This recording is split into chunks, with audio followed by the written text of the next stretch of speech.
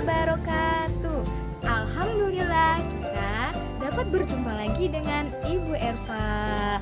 Bagaimana kabarnya kalian hari ini? Alhamdulillah luar biasa. Allahu Akbar. Yes. Alhamdulillah. Semoga kita semua dalam keadaan yang sehat. Amin. Oh iya, bagaimana puasanya kalian hari ini?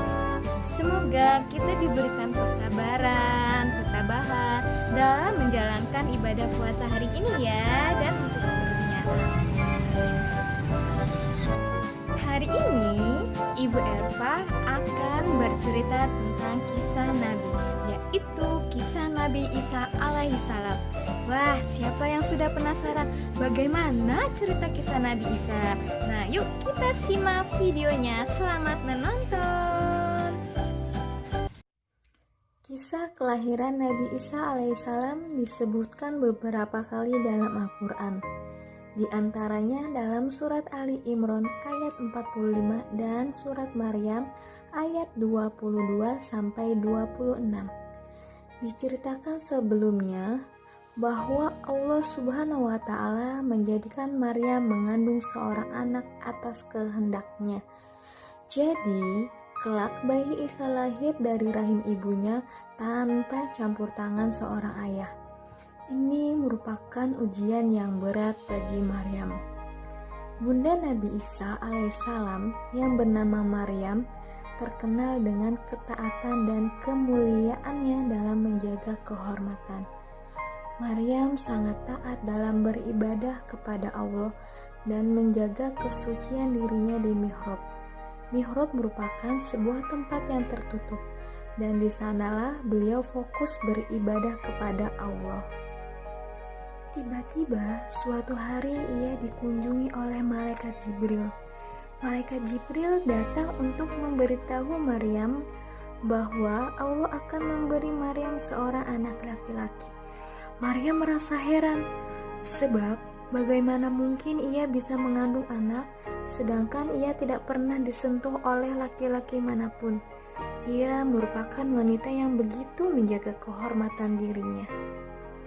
Kemudian Maryam hamil. Karena takut menimbulkan fitnah, Maryam pergi mengasingkan diri. Maryam pun terus berdoa kepada Allah, "Ya Allah, tolonglah hambamu ini. Hamba yakin dan percaya atas semua takdir yang Engkau berikan.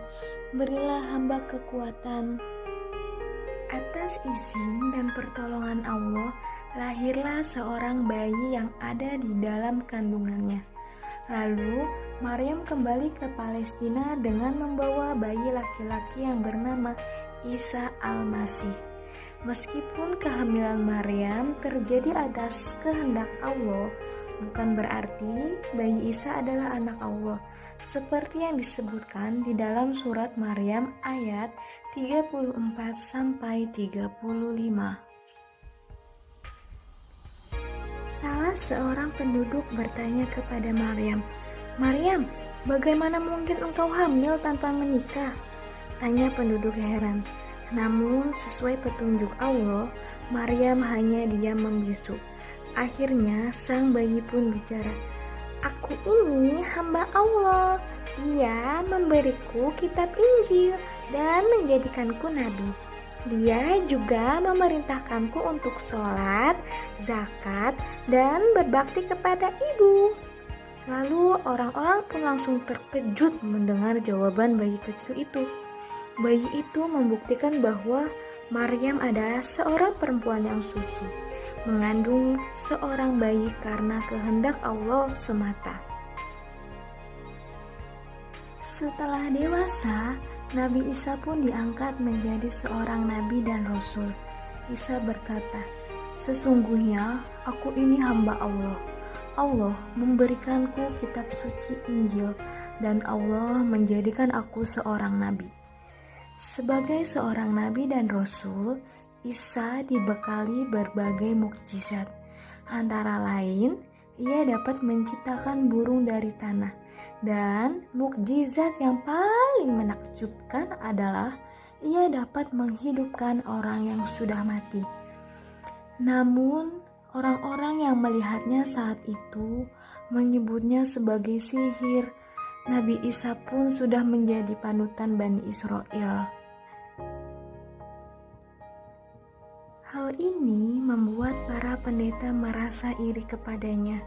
Oleh karena itu, para pendeta menghasut pihak kerajaan untuk menangkap Nabi Isa dan akan memberikan hadiah yang besar jika ada yang membantu menangkap Nabi Isa.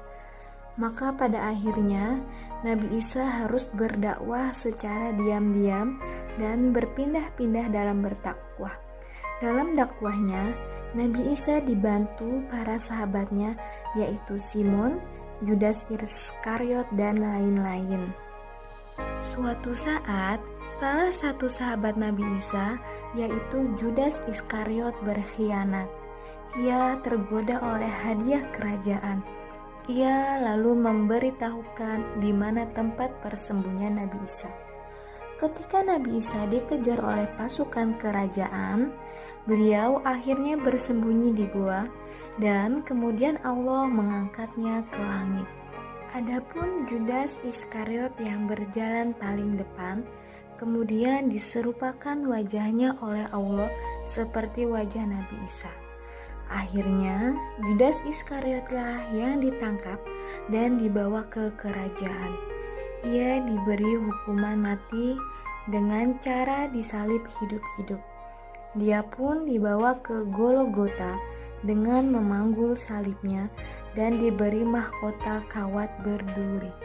Alhamdulillah, kita telah menyaksikan cerita kisah Nabi Isa alaihi salam. Bagaimana dengan ceritanya?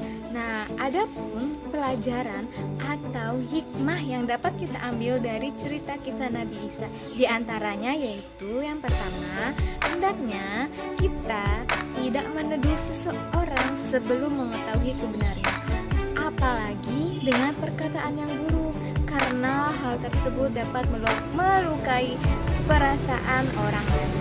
Nah, yang kedua, semoga kisah ini dapat menambah keyakinan kita terhadap kekuasaan Allah, seperti peristiwa bayi yang baru lahir dapat berbicara selayaknya orang dewasa, dan hal tersebut terjadi kepada bayi Nabi Isa alaihi salam.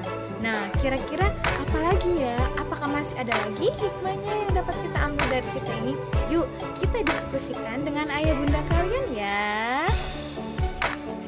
Alhamdulillah, cukup sekian kisah Nabi Isa kali ini. Semoga kita dapat berjumpa kembali di lain kesempatan ya. Terima kasih sudah menonton videonya. Wassalamualaikum warahmatullahi wabarakatuh.